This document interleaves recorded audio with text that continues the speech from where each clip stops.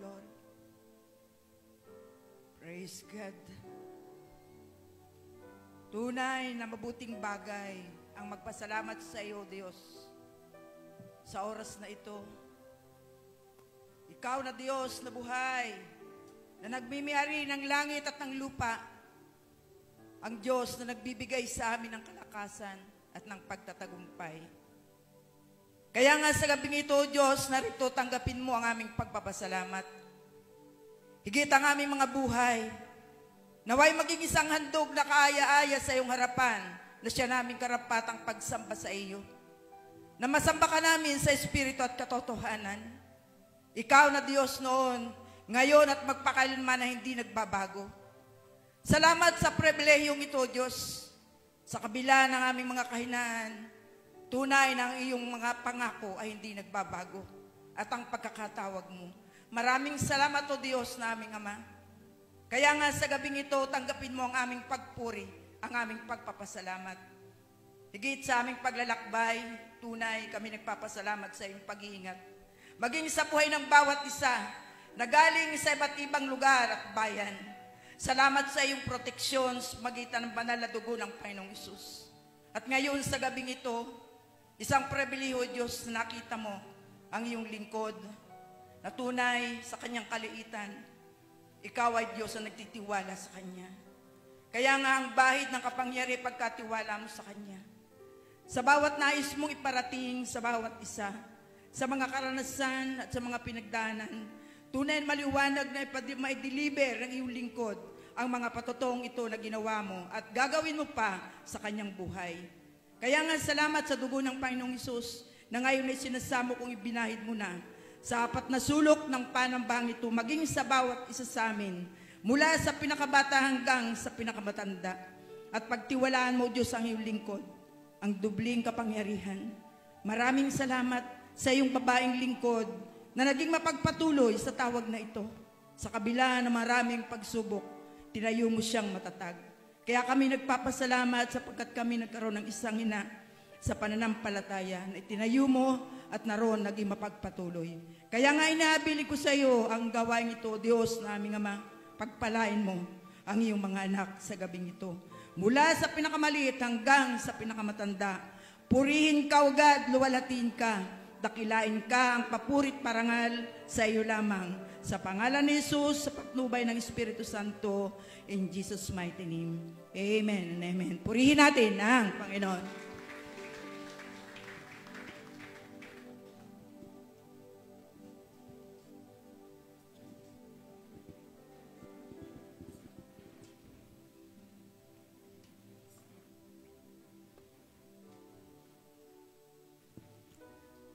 Sa ating pinakamamahal na Ka-Eli, siya ang sasabihin kong pinakamatanda sa malaking pastor. Sabi niya sa akin, Ate Waklet, ako'y mag-80 years na sa Max. Sabi niya sa akin, nagpapatuloy pa rin kahit ang tuhod ay sumasakit. Subalit, alam ko na siya ay tunay na pinili ng Panginoon sapagkat marami ang tumawag sa kanya. Marami magsabi sa kanyang, tayo na ang magsama-sama. Subalit siya'y nanatiling tapat sapagkat kilala niya ang tumawag sa kanya at kilala niya ang tumawag kay Pastor Boy.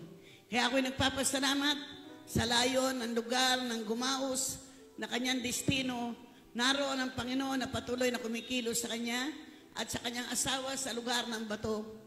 At tunay na kapag kami nag-uusap sa cellphone, ako'y natutuwa, nagagalak, at ako'y napapaiyak dahil ang sabi ko, Panginoon, maraming salamat sa mga tulad na ito, na tapat naglilingkod.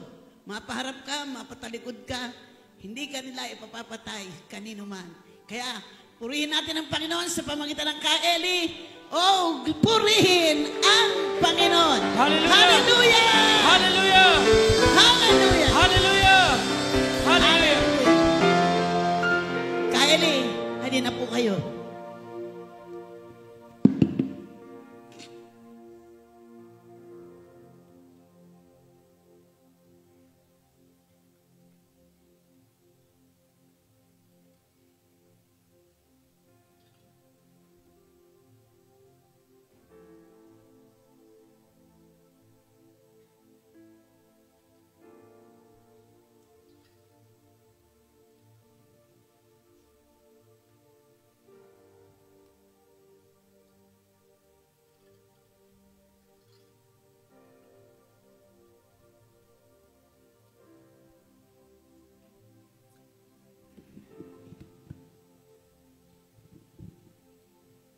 nakakagalak sa Panginoon. Sapagkat nakita ko na siya hindi nagtatangi ng tao. Hindi siya pumipili kung ano ang pagkatao mo. Ang tinitingnan niya ay kung ano ang laman ng iyong puso. Sapagkat tayo, lahat ay makasalanan. Walang mabuti, wala kahit isa. Subalit ang Diyos nga ay napakabuti. Sapagkat sa aking buhay, ito'y isang patutuo na mula sa kabundukan, masama ang kaisipan laban sa batas. Subalit nakita ng Diyos na ang aking puso ay magiging tapat sa Kanya. Kaya nang ako'y tawagin ng Panginoon sa pamamagitan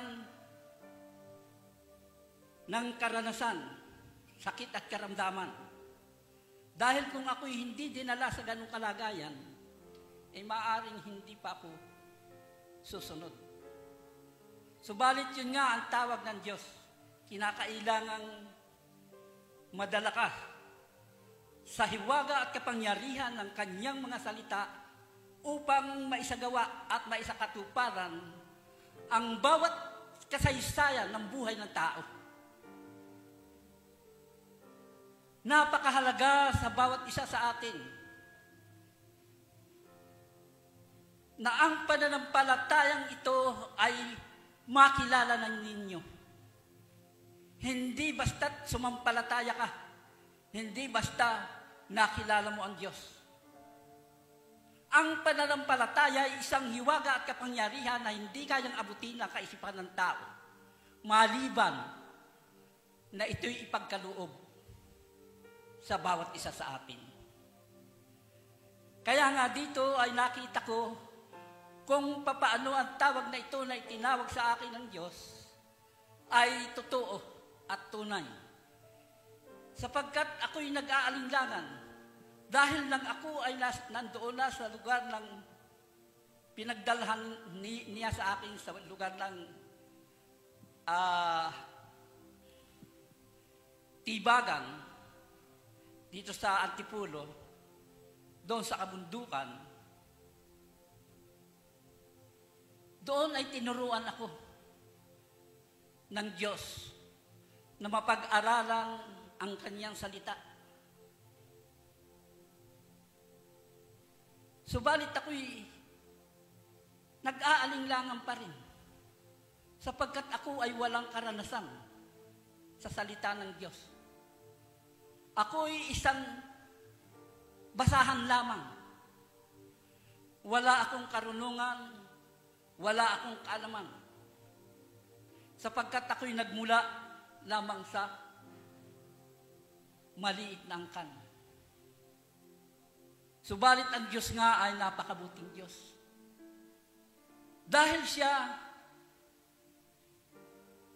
ay gumawa ng isang kasaysayan sa aking buhay. Nang ako ay alisin sa kabundukang ito, ay ako'y idinaan ay sa dagat. At sa dagat, malayo ang aking pinuntahan. Dinalpa ako sa Quezon. Pagkatapos isinakay ako sa malaking bangka, papunta naman sa Gumaca. At pagdating ko sa Gumaca, isinakay ako sa isang sasakyan. At doon ay ako'y nakarating sa lugar ng Antipulo. At pagdating ko sa lugar ng Antipulo, itong aking kapatid, pala ito'y born again na. At siya'y nagsabi sa akin, Kuya, hindi kita dadalhin sa ospital.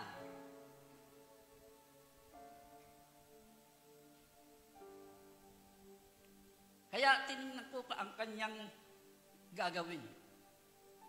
At hindi agad ako pinapasok sa bahay. Doon sa kanilang bahay. Doon pa lamang sa pintuan ay idinalangin ako. At nang ako'y maipanalangin, biglang may kumala sa akin. Guminhawa ang aking pakiramdam. At sabi ko sa kanya, saan nanggaling ang iyong karunungan? Saan nanggaling ang iyong kapangyarihan yan? At ang sabi niya sa akin, sa Diyos. Sabi ko'y mabuti. Kaya nga, tumagal ang 3 araw at sa loob ng 3 araw, lumakas na ako. Parang ako hindi nagkasakit. Nakapagsalita na ako. Nakarinig na ako. Dahil ako napipi, ako'y nabingi. Siguro maaaring dun sa mga gamot na pinainom sa akin na hindi naman angkop. Dahil marami ako pinagdalan sa aking hospital hanggang sa Kabikulan. At sabi ko nga sa kanila, dalhin ninyo ako sa ospital na sa Maynila dahil sa Maynila maraming mga magagaling na doktor at doon ako gagaling. At ang nakatagpuan ko'y tunay na napakagaling na doktor. Walang katulad niya na nakapagpapagaling na para ka lamang nagdahilan. Walang iba ang Panginoong Hesus na ito na siyang tumawag sa akin, na siyang nagbigay sa akin ng buhay, na siyang nagturo sa akin ng pananampalataya. At ang pananampalatayang ito ay naging mahirap sa akin. Sapagkat kapag tinatanong ko ang aking mga kakilala na mananampalataya, sabi ko, ano sa palagay ninyo ang kahulugan ng pananampalataya? Iti sabi, yung tinanggap mo ang Panginoon at sumunod ka sa kanyang utos, pananampalataya na yun. Sabi ko, ganun ba? Kaya, nang nakakailang linggo na kami, binigyan ako ng Bible, dinala ako doon sa isang church sa Methodist. At doon sa Methodist ay tumagal ako ng siguro mga 4 na taon. At nang magsalita sa akin ang Panginoon, bumalik ka sa iyong bayan at ipangaral mo ang Ebanghelyo ng kaharian ng Diyos. Sabi ko, Panginoon, paano ko ito maipangangaral ay hindi ko pa naman lubos na nauunawaan ang Biblia. Ang sabi niya sa akin, pumunta ka sa aking lalaking lingkod. Sabi ko, Panginoon, sinong lingkod mong lalaki? Si Boy. Ay maraming boy. Kaya, iniisip ko, saan ko kaya ito matatagpuan? At natanong ko itong aking kapatid, may kilala ka bang lingkod ng Diyos na Boy ang pangalan? Sabi, wala. Ay tanong mo kay Lok at baka yun ang nakakaalam. Ay di tinanong ko kay Lok, Lok, may kilala ka bang lalaki ng Diyos na nakaalam sa kanya? Ay baka niya yung aming pastor, si Pastor Boy. Ay sabi ko, sige, samahan mo ako. At sinamahan ako hanggang doon sa Anguno. At nung ako'y naroon na, pumasok si Lok sa pintuan bahay ng pastor at nagkaalam na may naghahanap sa kanya. At nung ako'y makita na, ang sabi niya, "Ha, ikaw pala, tuloy." Sabi ko, sa isip-isip ko, parang kilala na ako nito ah. Dahil ang pagtanggap sa akin ay parang dati nang kakilala. At ako'y pumasok. At pagpasok ko doon, ay sinabi ko, "Ikaw ba ang boy na sinasabi ng Diyos sa akin?" "Oo." "Kilala mo rin ba siya?" Sabi niya, "Oo. Nung isang araw ko pa ikaw hinahantay." Sabi ko, "Ba, ay talagang kilalang Diyos." "Ay ano ba ang layunin ng pagparito mo?" Ay sabi ko sa kanya, ang sabi sa akin ng Diyos, pumunta ako sa iyo at malalaman ko ang sasabihin niya doon sa sinasabi sa akin ng Panginoon. Dahil ako sinusugo sa lugar ng Quezon, eh wala naman akong alam pa. Hindi problema yan. Kapag ka ikaw ay sumunod sa Panginoon, sa iyong pagsunod, habang ikay naglalakad, tuturuan ka niya.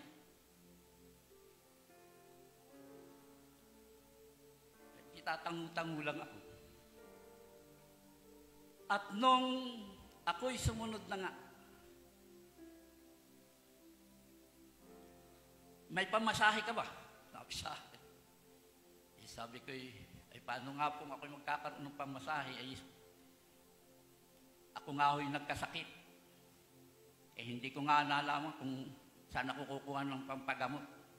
Pero itong Diyos na nagsugo sa akin sa iyo, ay napakabuti sapagkat ako'y pinagaling niya. Ako'y 1 taon na hong may sakit. Ako'y nabingin niya.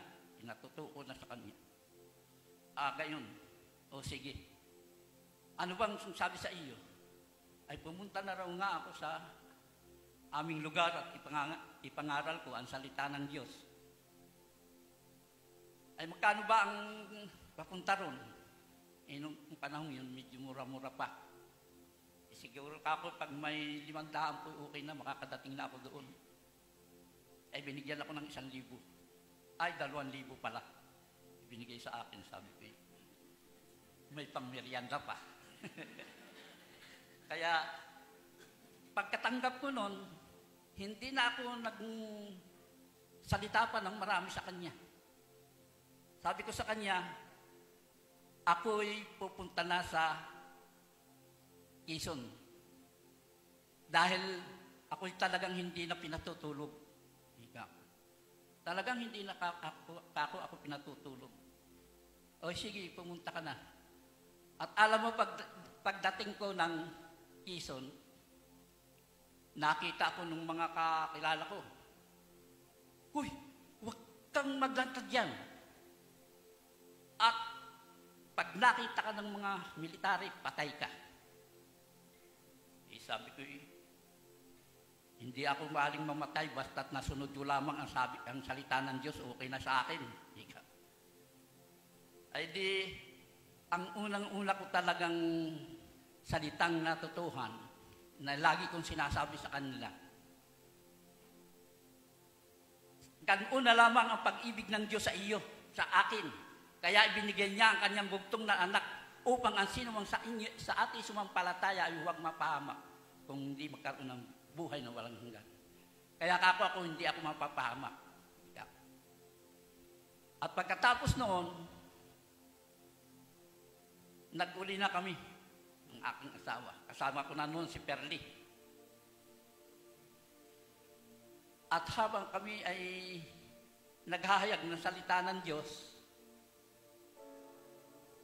may naririnig ako sa kanila, paano ka ba naman paniniwalaan? Nung una, ang dala mo'y baril. Ngayon, ang dala mo'y Biblia. Ay, sino maniniwala sa iyo? Ay, talaga kung totoo ka ko, walang maniniwala sa akin. Sapagkat noon, ang dala ko'y M16. Pero ngayon, hindi. John 3:16 ang dala ko. Kaya, napagay ko siya. Ano ba yung John 3:16? Kaya 3:16. Nautal na ako, sandali. Ako, medyo talagang mahirap pag matanda na.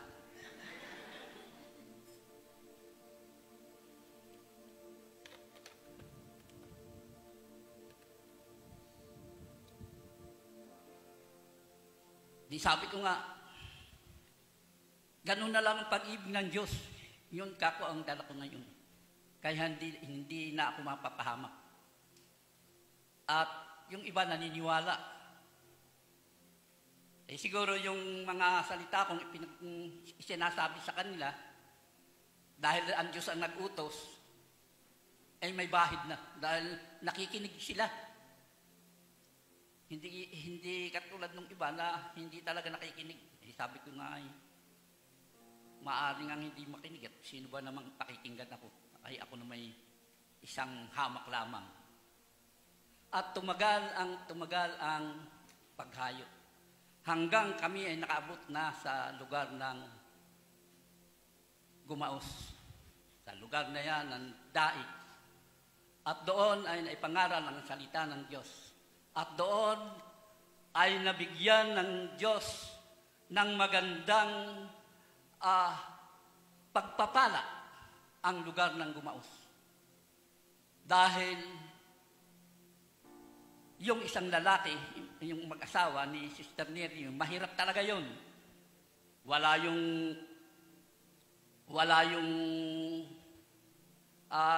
ginagawa kundi magkutkot ng lupa para maghanap ng ginto. Ay kapag ganoon ang iyong hahanapin, ang makukuha mo lang ay parang yung mga pulbos lang. Dadaanin mo pa yun sa ng damit para doon dumikit. At pagkatapos ay aanuhan ng kanilang panghuli ng ginto para maipon-ipon yun. At yun ang kanilang kinabubuhay. Subalit ang Diyos nga ay napakabuting Diyos. Dahil papaano mabubuksan ang lugar ng yaon kung walang susunod. Kaya nga, sa madalit salita, meron palang lupa itong mag-asawang ito sa Gumaos. Malaki yung lupa, subalit dahil patay na yung ama niya, ay yung mga kapatid ang nagmana ng lupa ng kanilang ama. Ayaw bigyan itong kapatid na bunso. Kaya ang ginawa niya, para lamang maaagaw ang pansin ng kanyang tito, lagi siyang naglalasing. Pupunta ron, may dalang itak, may dalang sinisibak, kahit anong maharap niya. At doon ay nagkaroon ng takot yung ama, binigyan, yung kapatid, binigyan sila ng lupa na wala pang 1 hektarya. At doon nagsimula ang ginto. Talagang sinasabi na motherload, mga kilo-kilong ginto. At kumikita sila ng milyon-milyon. At doon nga ako talagang tumanggap ng tithes na 100,000. Di yung aking bag na maliit, talagang halos sikip yung lalagyan, yung pera. Pagkatapos sinabi ko kay Ate Oclate, ganito ang ginagawa ng Diyos sa lugar na yan. O sige, dito ka sa akin pumunta at tayo mag-uusap. At yun, kami nag-usap at ang sabi niya ay ibigay mo sa akin ang tithe of tithe. Yung tithe na iyo na yun, para may gastusin kayo. Ay malaki. Yung pirang dala-dala ko, kung yun ay akin lamang. Kaya ang sabi ko, ate, iyo ay 20, kay Kuya Boy ay 20, di ang akin ang porte. Siyempre, ako ang nagpagalay. Di. Kaya, akin ang malaki. Ay, 60 nga. Oo, siya nga. Ay, inalis na nga yung tights ay. Ayun, yun ang nangyari. Kaya, yung aking mga anak, dahil nga nakita yung ginagawa ng Diyos sa akin, hindi sila humiwalay. Magi ito si Perli talagang laging kasama namin sa pangangaral ng salita ng Diyos. Hanggang kami ay nakabot nga ng kanilang lugar sa Bicol. Hanggang nakabot kami ng Bato. At doon ay nagsalita sa akin ang Diyos. Ang sabi ng Diyos sa akin, at ibibigay ko sa iyo ang Bicol. Alam mo niya ang Don Tomas, yan ay nung panahong yun, Quezon. Pero nang salitain ng Diyos na ibibigay sa akin ang Bicol, hindi nagtagal ang ilang panahon, sinaklaw nga ng Bicol ang Don Tomas. Kaya mula doon sa Tabugon hanggang dito sa amin, hanggang sa papuntang Bicol, yan ay nadala. At itong Santa Elena ay naging bayan ng mga barangay na nasaklaw. Kaya doon ay kami ay naging malaya. At ang isang maganda nito, na talagang nakita ko na ang Diyos talaga ang kumikilo sa akin nang ako'y suguin sa lugar ng Kalawag. Na dalawin ko raw yung mga bilanggo. Sa loob-loob ko, ay, Panginoon, wanted ako may mga, ako doon, may mga blatter ako doon. Ay, pag ako'y nakita mamamatay ako. Subalit, hindi na nagsalita ng Diyos. Pagka hindi na nagsalita ang Diyos, hindi mo susundin dahil hindi ka naman patutulugin nun. Kaya, sumunod ako. At alam mo, habang kami ay naglalakad papunta ng bayan, parang ang tingin ko sa mga tao ay ako ang pinagmamasdan. Kaya medyo natatakot ako. Baka nga ako'y mahuli. Hanggang sa nakadating kami ng munisipyo. At pagdating namin ng munisipyo, alam mo ba ang nangyari? Yung dadalawin naming mga bilanggo ay napadala na sa Lucena. Kaya isang bilanggo na lang ang natira. Kaya yun sana ang pupuntahan namin. Pero nang makita ko yung mayor na yun ay hinihinga namin ng tax.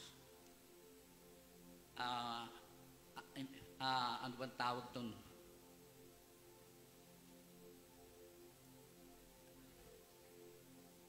Basta tax. Nalimutan ko na. Subalit na ako ngayon dumating doon. Sabi ko, Mayor, pwede bang magkaroon kami dito ng crusade dito sa iyong lugar? Sabi, oo. Bukas ang bayang ito para sa gawain ganyan. Ay tinitingnan ako niya. Sabi, hindi ba ikaw ay sabi ko, huwag na natin pag-usapan yan. Ang Diyos ang nakakaalam niyan kako. Pinapunta ako dito upang puntahan ang bilanggo. Ay sabi niya, wala na. Ay kung wala na yung iyong mga yan ang ating patanggapin sa Panginoon. At alam mo, napatanggap namin yun. Lahat. Yung buong nandun sa munisipyo, pati mga pulis. Kaya nung makatanggap matanggap nila ang salita ng Diyos paglabas ko, alam mo, para akong ibong na naging malaya. Kahit saan ako lumakad ng pikit, hindi ako madadapa. Bakit? Sapagkat nung kami umalis doon, nung panahong yun, ang Kalawag, yung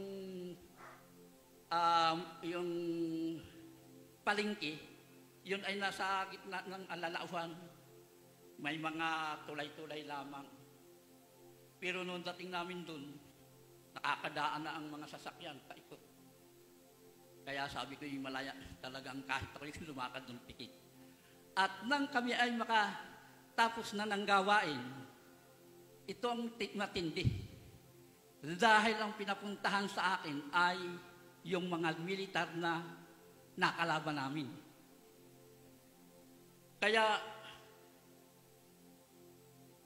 hindi agad ako makakilos.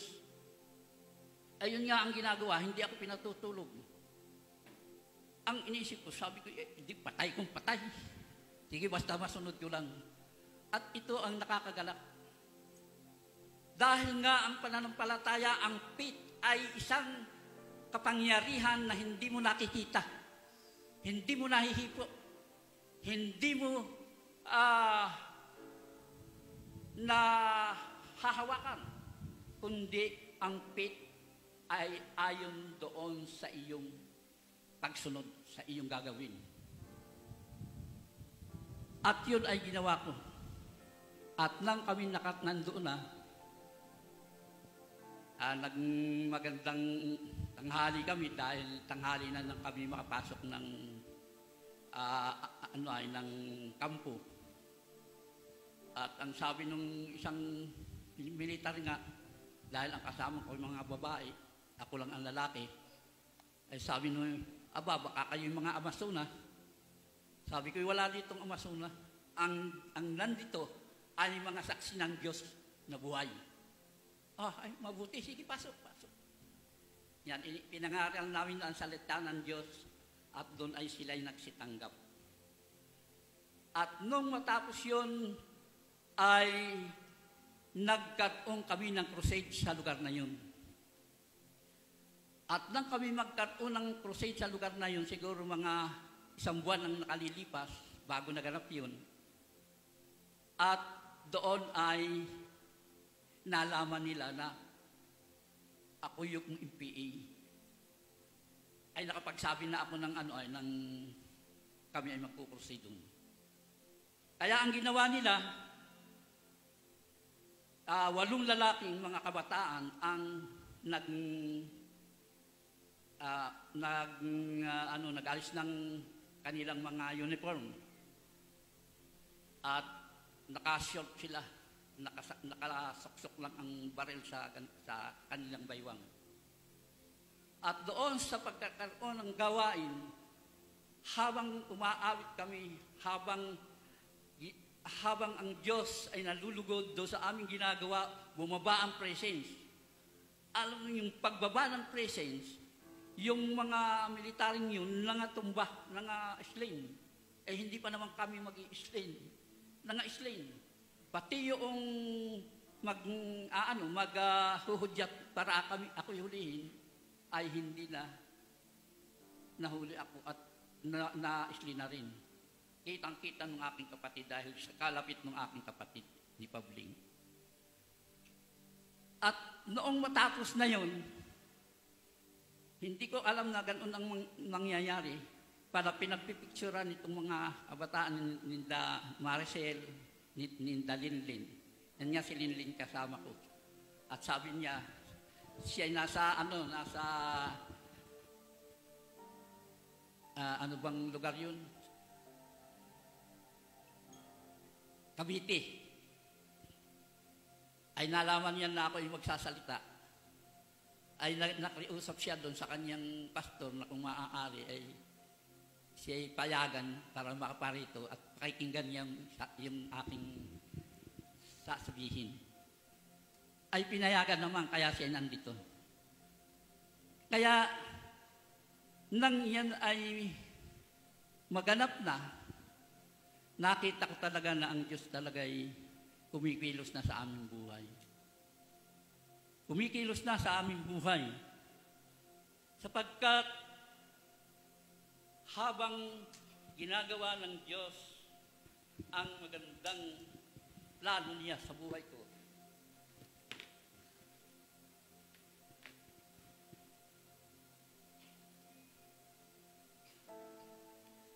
ito hindi ko babasahin lahat, makapal ito eh. Ito ang mensahe na galing dito, na ito'y nabuhay sa akin. Na ang sabi dito, the seasons of overflow. Kaya nung mabasa ko ito, ang verse nito ay awit 63, verse 1. Ang sabi dito, O Diyos, Ikaw ay Diyos ko. Hahanapin kitang maaga. Inauuhawan ka ng aking kaluluwa. Pinananabikan ka ng aking laman. Sa isang tuyo at uhaw na lupa na walang tubig. Sabi ko, ako yun. Dahil ako, wala akong anuman. Ako ang pinakamababa sa inyong lahat. Wala akong alam. Kaya, nakita ko na ang Diyos talaga ay kumikilo sa aking buhay. Kaya nang ito ay mabasa ko, tinuloy-tuloy ko at doon ko naunawaan na talagang ang faith, talagang totoo. Kaya yung mga salita niya na tinatanggap ko mula sa Panginoon, dito ay lumalabas sa aking bibig. Kaya nang sabihin niya sa akin, money release, money transfer, at yan, hindi kami nagkukustyon dyan, kundi kami nagkakaisang mag-asawa. Kahit kami nasa sasakyan at nagsalita yan, talagang nagkakatuwa kaming mag-asawa. At hindi nga nagtagal at ang Diyos ay nagpala. At alam mo, sa panahon ng pandemic, doon talaga walang makapagtatrabaho. Hindi ka makapaghahanap buhay. Doon ka lang sa iyong bahay, pauli-uli. Ganun doon sa amin. At sa loob ng pandemic na yun, wala akong ginawa kundi magpatag nung lalagyan ko ng bahay. Bakit? Dahil hindi ako pinayagan ng Diyos na doon gumawa ng bahay sa dawahan. Dahil ang gagawin ko sa anong bahay doon lang, pang katungtaman lang yung may tig-isa ring kwarto yung aking mga anak. Pagka kami nagkakatipon-tipon, tsaka may bunggalo lang. Nakaipon na ako ng mga gamit. Nakaipon na ako ng buhangin, hollow block, graba, bakal.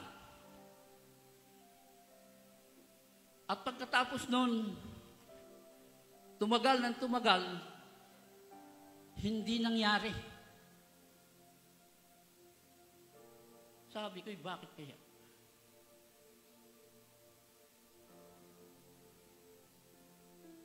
Ako'y nag-isip. At nagre-reklamo na rin nga yung aking asawa. Sayang naman anyan ng ating mga gamit kung hindi natin itatayo. Ay sabi ko, ay paano natin itatayo? Ay wala pa naman tayong hawak na pira. Kaya nung yun ay mangyari na, ang ginawa ng Diyos sa akin, doon ako pinagtayo nga sa Don Tomas, doon sa tabi ng chapel. Kaya nang yan ay sinisimulan na, alam ninyo, yung pit na yun na aking nauunawaan, kumilos na sa Diyos sa aking buhay. habang yun ay ginagawa, habang yun ay itinatayo, hindi ko alam kung saan ang gagaling ang pira. Basta nakikita ko ay ayos na. May mga traces na, may mga hanggang sa nahalublakan ng lahat. Dahil pag ako naman ay nagkakapira, yun, nagdadagdag ako. At ang ikinagagala ko sa Panginoon, dahil yun nga ang sabi sa akin, at ipagtatayo kita ng bahay na hindi gawa ng tao, kung hindi gawa ng aking mga kamay. Kaya naniwala ako na Diyos ang nangusap, na Diyos talaga ang gumawa. Hindi talaga makapaniwala ang mga tao doon. Ay sabi niya, ay paano may anak kang nasa abroad? Ay sabi ko, ay kung yun ang aasahan natin, yung nasa abroad kong anak, hindi ito maitayo ng ganito. Dahil siyempre, uunahin nila ang kanyang mga anak, may mga anak yun, nag-aaral. Eh di bago niya ibigay sa akin yun, sa kanya munang pamilya. Kaya hindi kayo maniwala. O sige, tingnan na lang ninyo kung anong gagawin ng Diyos. At yun nga, natapos yung 2 palapag. Dinugsungan pa. Nung makita naman ng aking anak, siya naman ang nagsabi na, ako na magtatapos tatay nung itaas, nung 3rd floor. Sabi ko, ikaw. Pero alam mo, hanggang ngayon, dahil nga taong nagsabi hindi pa nasisimulan. Kaya doon ko naunawaan ang sabi ng Diyos kay Abraham, nabibigyan kita ng anak na mula sa iyong sinapupunan. At siya'y sumampalataya. Subalit itong asawa, dahil nga siya matanda na, wala na siya sa panahunan, talagang iniisip niya na hindi na siya manganganak. Kaya ang ginawa niya, pinasipingan yung kanyang katulong. At nang masipingan, nagkaanak nga. At ito'y si Ismael. At doon ko nakita na kapag talaga plano ng Diyos, malaking kaguluhan ang mangyayari. Dahil nung may anak na si Isaac, nang mapabinyaga na ng maibigay na yung mana, naghabol ang kanyang anak na isa. Hindi naman pinayagan ni Sarah dahil nga hindi naman siya anak sa babaeng malaya. At saka katulong lang niya, pwede siyang magpasya kung anong gagawin niya doon sa kanyang alila. At sa madalit salita nga ay nangyari yun. Kaya nga dito ang pananampalataya ay hindi bigla o hindi madalian. Merong madali, merong mabagal, merong matagal. Pero kung ikay mag-aantay, kaya ang sabi sa banal na kasulatan, ang magtiis hanggang wakas ay siyang maliligtas. Ay kapag ka ikaw ay matiisin, ay talagang maliligtas ka. At kung ikay matiisin, yung hinahanap mo o yung hinihintay mo, tatanggapin mo yan. Sapagkat ika ng Diyos, bagaman at nagtatagal, hindi maglalaon at darating. Kaya doon ko naunawaan yung pananampalataya. Kaya nga, hindi ninyo, kahit sa inyo, hindi ninyo basta maaabot ito maliban sa ipagkaloob sa inyo, maliban sa ibigay sa inyo ang mga salita. At pag ibinigay sa inyo ang salita, huwag na ninyong bibitawhan yan hanggat hindi ninyo tinatanggap. At pag yung tinanggap ninyo, saka kayo maniniwala na totoo nga ang salita ng Diyos. Kaya ganon kahalaga, ganon kabuti ang Diyos na tumawag sa atin. Ganoon ko nakita ang plano ng Diyos sa bawat isa sa atin. Ganoon ko naunawaan na ang Diyos ay hindi nagkukulang sa atin. Kaya nga nang tayo likhain, bago tayo nilikha, ay nilikha muna niya ang lahat ng bagay na ating pangangailangan. At nang malikha na ng Diyos ang lahat ng ating pangangailangan, saka tayo nilikha. At nang tayo'y malikha na, nandun na. Tayo hindi gagawa. Pipisas lamang tayo ng halaman at ating kakainin at tayo'y mabubuhay. Pupunta lamang tayo sa ilog at tayo'y iinom. Hindi tayo maghihirap. Subalit ang dyablo nga ay hindi papayag. Kaya gumawa ng isang masamang gawa sa ating mga magulang. At doon, lahat ng tao na nagmula sa kinapupunan ng ating mga magulang ay lahat ay nasumpa. Lahat tayo nagkasala. Kaya nang tayo magkasala, walang makapagliligtas dyan. Kung hindi ang Panginoong Hesus na siyang nangako sa atin ng buhay na walang hanggan. Na ang Panginoong Hesus na ito ay nagtiis, naghirap, nagpakasakit alang-alang sa atin. At doon sa ginawa ng Diyos sa ating mga buhay, mayroong hindi talaga makatiis. Gumagawa ng kanilang paraan. Dahil hindi nga nila alam kung paano ang paglakad sa pananampalataya. Kaya sa pamamagitan ng salita ng Diyos, ito'y inyong pagbulay-bulayan at inyong gawin.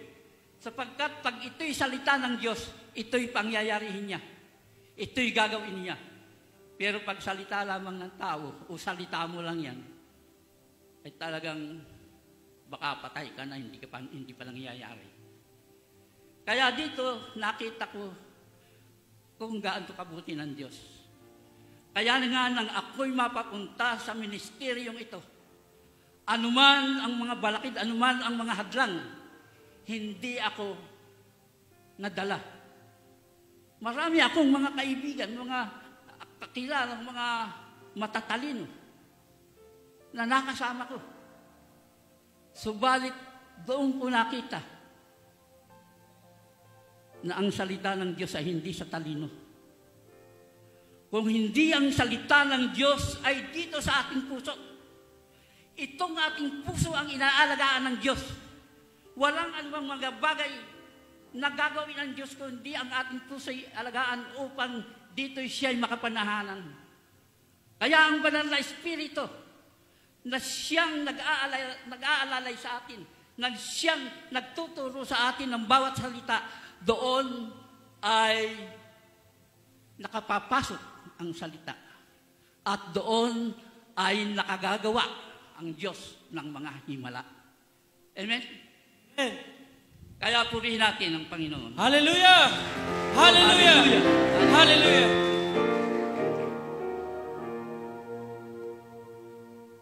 Sa mga karanasan, kaya nang ako'y pagpatutuuhoy ni Kuya Boy, sabi ni Kuya Boy sa akin, Aile, sa linggo magpapatutuo ka. Sabi ko, upo. Pero ako'y nangangamba na. Dahil nga, talagang pag sa pagpapatutuo, talagang kalog na ang tuhod ko pagka ako'y natayo na. Eh lalo na pag si ate ako nagsalita, ay para kung ang kapangyarihan ay talab na talab sa akin. Talagang nangingilig ako pag yan ang nagsasalita.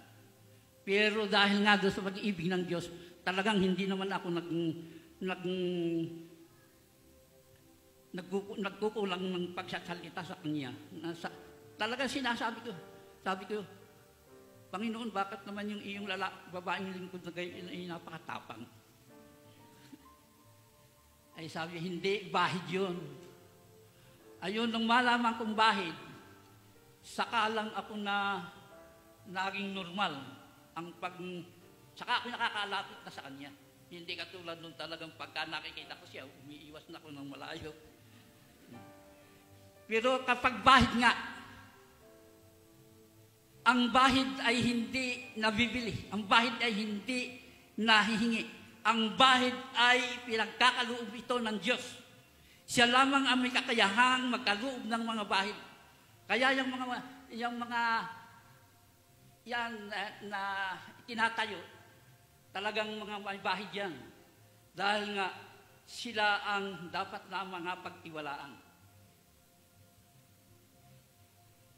Ay pag sa pagtitiwala naman, at ako'y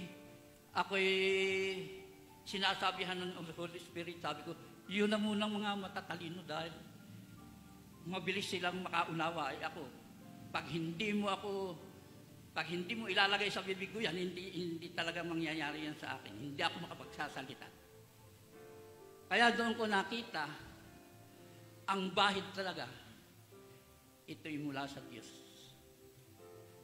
Kaya ako'y nagpapasalamat sa Panginoon sapagkat sa kasaysayan ng aking buhay, bagamat ako'y matanda na nang ako'y tawagin, nakabahagi pa rin ako ng ilang panahon. Nabigyan pa rin ako ng karunungan. At dahil nga ako'y matanda na, alam ba ninyo, itong aking anak, pumasok doon sa aming kwarto. Siguro may kukunin. Paglabas niya, kami nakalabas ng mag-asawa. Ay, tayo na, bakit kayo magkatalikod? Kami raw ay magkasiping, ay magkatalikod. Eh sabi ko, ay ganoon nga anak ang matanda na. wala nang power. Ay, nung araw ka ako'y may power pa. Lagi kaming magkadikit mag-asawa. Dahil yung aking asawa, hindi ko naman ipinagmamalaki, maganda yan, parang kabataan pa. Kaya sino makakatulog? Kaya yon ang nakita sa akin, ay totoo nga naman. Kayong mga tatanda rin. Kayong mga lalaki. Talagang siguradong mararanasan ninyo yung nararanasan ko ngayon. Pero hindi na balik ako na kami magkatalikod. Basta't yung aking puso ay tapat sa Kanya at ako'y tapat sa iyo, okay na yun, Panginoon. Ika. Dahil kapag ang Diyos ang aking kakampi, sino ang laban sa akin? Amen. Kaya napakabuti talaga ng Diyos, di ba? Amen. Purihin natin ang Diyos na Hallelujah! Ang Diyos na nagbibigay ng Hallelujah! buhay. Ang Diyos na nagtuturo sa atin ng mabuting kalagayan. Purihin natin ang Panginoon. Hallelujah! Hallelujah! Hallelujah! Oh, glory, hallelujah! Hallelujah! Oh, hallelujah!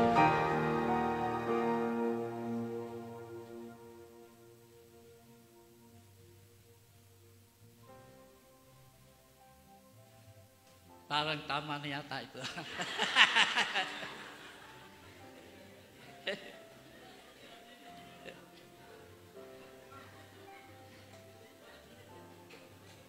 Dahil talagang puspos na yata ako ng kaligayahan sa oras na ito. Talagang ang tingin ko sa inyo, puro kayo mga anghel sa harap ng Diyos. Kaya sarap mabuhay kapag tayo ay nasa kaharian ng Diyos. Dito nga ay tayo maligaya na. Ay kung tayo nasa kaharian pa, di lalo na, di ba? Amen. Kaya purihin natin ang Panginoon. Hallelujah! Hallelujah! Hallelujah!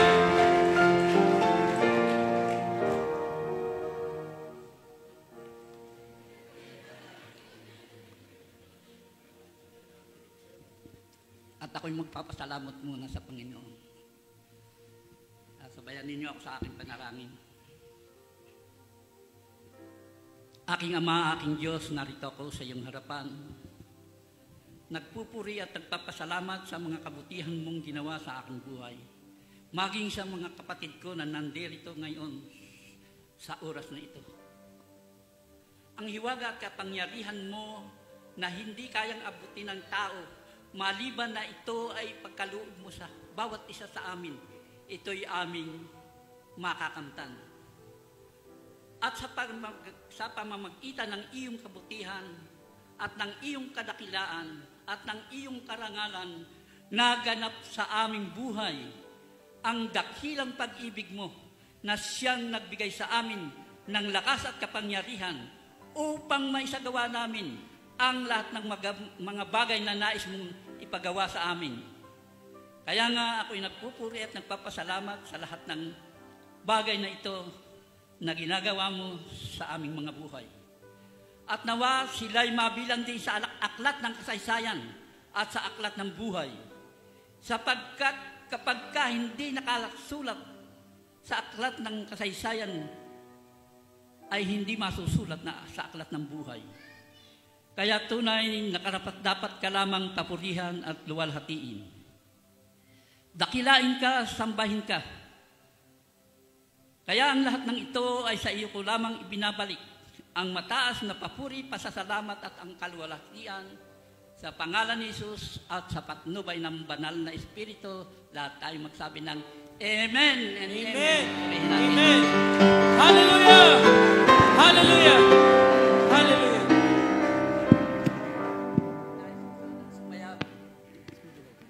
Hindi lang ako marunong kumanta. Kaya okay na yun.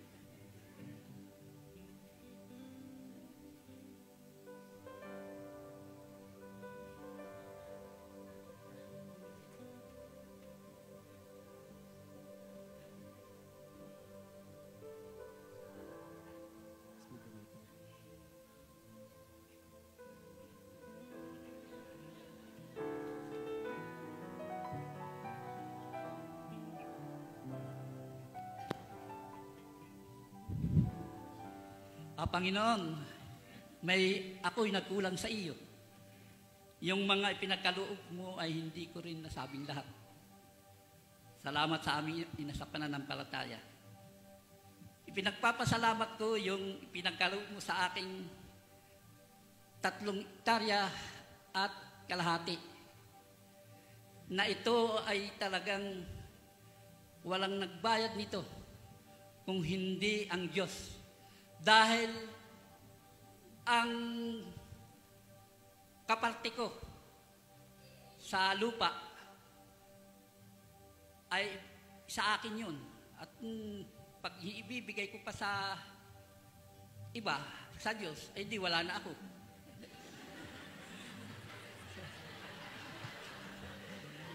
Kaya sabi ko, Panginoon,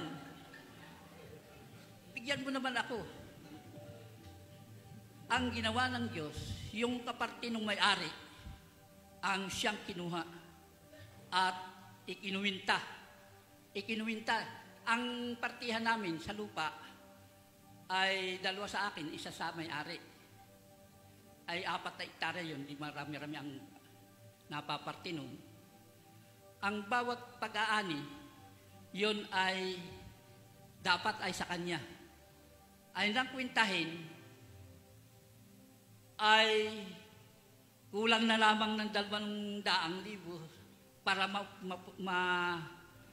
matapos bayaran yung lupa. Kaya, ang sabi ng may-ari, hindi hulug-hulugan mo na lang. Ay di yung ibibigay ko sa kanya, sa akin pinagbibili, sa kanya ko naman ibinibigay ang pera. Kaya, nung matapos yun, galak na galak ako. Dahil, nang aking tinutuntungan yung lupa. Sabi ko, Panginoon, salamat sa mana na ibinigay mo sa akin. Sapagkat sa aking buhay, kung ganang sa aking sarili, hindi ko kayang bilihin yun. Dahil wala nga akong pera eh. Nananarbahuhan lamang ako. Pero dahil sa pag-ibig mo sa akin, ganun na lamang ang pag-ibig ko sa iyo, kaya lahat ng bagay na kailangan ko'y ipagkaloob mo sa akin. At yun naman ay talagang mula noon hanggang ngayon, hindi na kami nag-uulam ng niyog at asin. Lagi na kaming may ulam. At si Sister Nora, noon, pahirapan pa siya na bumili ng 5 pisong mani. Pero nang bigyan ng Panginoon, hindi naman yan binibili niya. Ubas na. Hallelujah! Purihin ang Hallelujah! Panginoon. Hallelujah! Kaya Hallelujah! napakasaya. Napakasarap. Kaya sino ang may patotoo na katulad ng ginawa ng Diyos sa akin kung hindi yung binigyan ng Diyos ng kaloob ng pananampalataya at ng kaloob. Amen? Amen! Purihin natin ang Hallelujah! kaya tayong lahat ay magkakaroon ng magandang tahanan. Anin pa natin yung mga may magaganda ng tahanan at okay na siya. Ay yung wala pa. Tiyak magkakaroon tayo. Amen. Huwag lang kayong manghina. Huwag kayong manghinawa dahil ang Diyos, ang sabi lagi nun, bagaman at nagtatagal, hindi maglalaon at darating sa inyo ang Amen. Amen. Amen. Hallelujah! Hallelujah!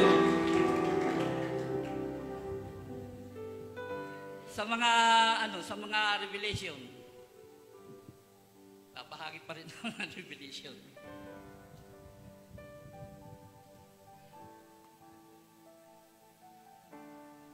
Ito ay pinanghawakan ko rin.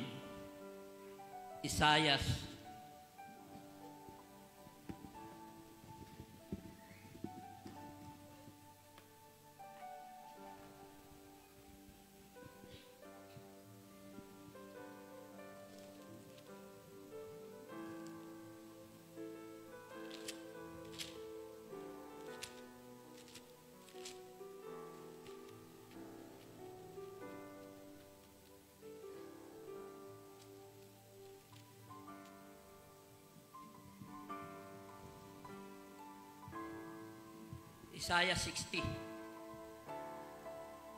verse 1 hanggang 6. Ang sabi dito, ikaw ay bumangon, suwilang ka, sapagkat ang iyong liwanag ay dumarating at ang kaluwalhatian ng Panginoon ay sumikat sa iyo. Sapagkat narito, tatakpan ka ng kadiliman, ang lupa at ang salimuot na kadiliman, ang mga bayan, ngunit ang Panginoon ay sisikat sa iyo at ang kanyang kaluwalhatian ay makikita sa iyo.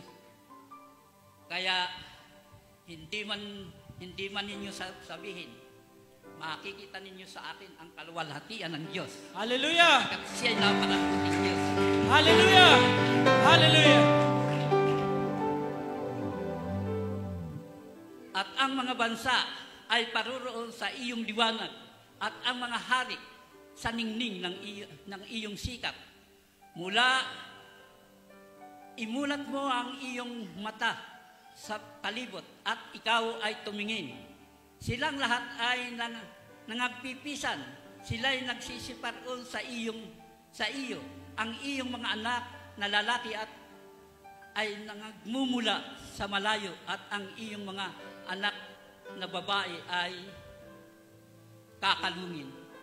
Kaya talagang yung aking mga anak sa pananampalataya mula na sa malayo. Hindi na doon sa aming lugar. Kaya ako'y dinala sa lugar ng malayo. Kaya marami na rin akong mga anak sa pananampalataya. At sila'y nakakaranas na rin ng bahid na katulad ng ibinahid sa akin ng Panginoon. Dahil sinasabi ko sa kanila, huwag kayong hihiwalay. Huwag ninyong iiwanan ang bawat salita na dumarating sa iyo. Sapagkat kapag kayo dumating sa iyo, ibig sabihin ay may gagawin sa iyong himala ang Diyos. Kaya huwag ninyong kalilimutan yan. At ito ang last nito. Kung magkagayon, ikaw ay makakakita at maliliwanagan ka at ang iyong puso ay titibok at lalaki sapagkat ang kasaganaan ng dagat ay mababalik sa iyo. Ang kayamanan ng mga bansa ay darating sa iyo. Tatakpan ka ng karamihan ng kamilyo, ng mga dromedaryo, ng mga Median at ng iba. Magsisipang galing na lahat mula sa Siba, magdadala ng ginto at hanggang magtanyag ng mga kapurihan sa Panginoon. Yun, hanggang doon. Yun yung hindi ko binibitawhan din. Kaya ang una kong natagpuan, ginto talaga. Talagang ibinigay sa akin ng ginto. Pero ako'y hindi naghangad na ako'y magkaroon ng kwintas na ginto. Hindi ako naghangad na ako'y magkaroon ng singsing na ginto. Dahil hindi ko yun ang kailangan. Ang kailangan ko ay yung maihayag ang kabutihan ng Diyos at yung gagawin ng Diyos sa buhay ng bawat nakikinig. Yun ang aking inisip. Kaya dito ay nakita ko ang kagandahan ng buhay. Nakita ko ang liwanag na sumikat sa aming buhay. Nakita ko ang kasaganaan na hindi namin inisip, hindi namin naplano. Kung hindi ang nagplano nito ay ang Diyos na buhay na siyang nagbigay ng pag-asa sa amin. Kaya nalimutan ko na rin ang anumang mga bagay. Basta ang ginawa ko, alam ba ninyo, kahit ako'y nasa bahay, pag ako'y kakain lamang, pag ako'y may gagawin lamang sa lupa, saka ko lamang iiwanan ang Bible. Araw-araw, yun na lang ang ginagawa ko. Dahil sabi ko nga, Panginoon, malapit ka nang dumating. Eh baka sa pagdating mo, ako'y makita mo, ako'y wala sa harapan ng iyong mukha. Kaya ako'y laging nandito. Alalahanin mo akong lagi. At ang aking mga kasama, ang aking mga kapatid sa pananampalataya. Kaya doon ay, yun ang nagagawa ko. Kaya kung ako man ay hindi nakakasama sa inyo sa paghayod, pero ang aking puso, kasama ninyo. Kaya lang sabihin nga sa akin ni Brother Elmer na kahit ka naman hindi sumama sa amin, inihahayo ka namin. Kaya nung sabi, ay ano ka naman sa ating tinutulugan. Eh sabi ko, ay, kayo lang naman ang natulog, ay ako hindi na.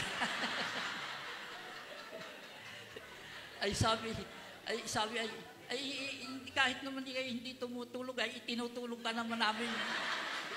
Kaya magbigay ka. Kaya magbibigay din ako sa kanya. Yun lang. Kaya yan kapatid kong yan talagang napakabuti niya. Mapag-alaala.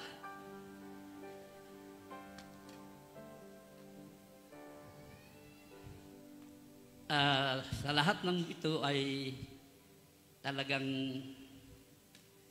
naibahagi ko sa inyo yung karanasan ng aking buhay. Hindi ito gawa ng tao.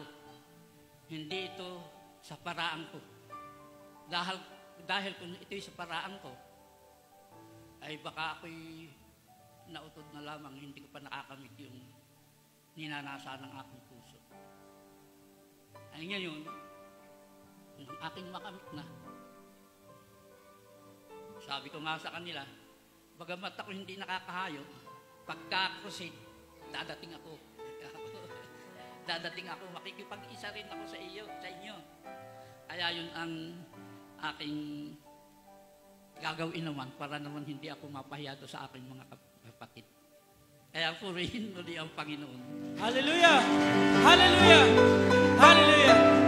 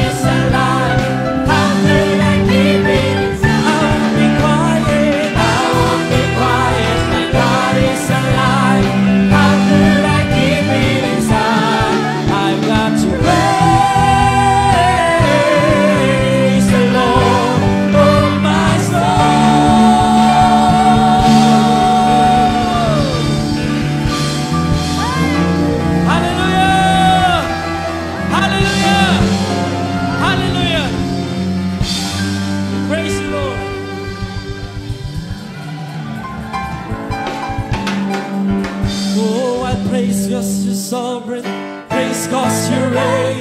Praise 'cause you rose and defeated the rain. I praise 'cause you're faithful. Praise 'cause you're true. Praise 'cause there's nobody greater than you. Come on, I praise. Praise 'cause you're sovereign. Praise 'cause you reign. Praise 'cause you rose and defeated the rain. I praise 'cause you're faithful. Praise 'cause you're true. Praise 'cause there's nobody greater than you. Praise the Lord, oh my soul. Yes, let's praise the Lord. Praise the Lord, oh my soul. I've got to praise the Lord, oh my soul. Yes, I've got to praise the Lord, oh my soul. And I won't be quiet, I won't be quiet. My God is alive. How could I keep it inside? I've got to praise the Lord, oh my soul. Yes, I've got to praise the Lord, oh my soul. Oh, I've got to praise the Lord, oh my soul. I won't be quiet, I won't be quiet. My God is alive. How could I keep it inside? I won't be quiet, I won't be quiet. My God is alive. How could I keep it inside? I won't be quiet, I won't be quiet. My God is alive. How could I keep? Come on, declare it. Be quiet, I won't be quiet. My God is alive. How could I keep it? I won't be quiet, I won't be quiet. My God is alive. How could I keep it inside? I've got to praise the Lord, oh my soul.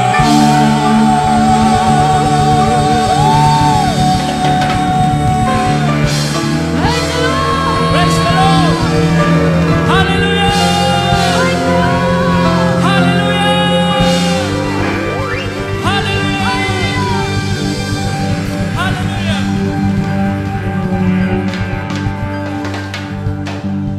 Nagpapasalamat ako sa iyo, Panginoon.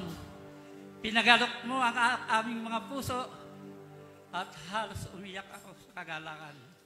Tunay na huwag mo kaming iiwan.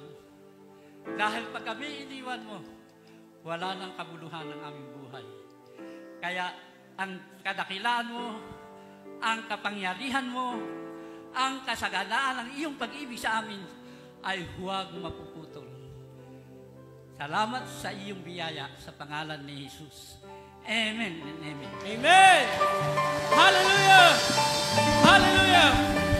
Hallelujah!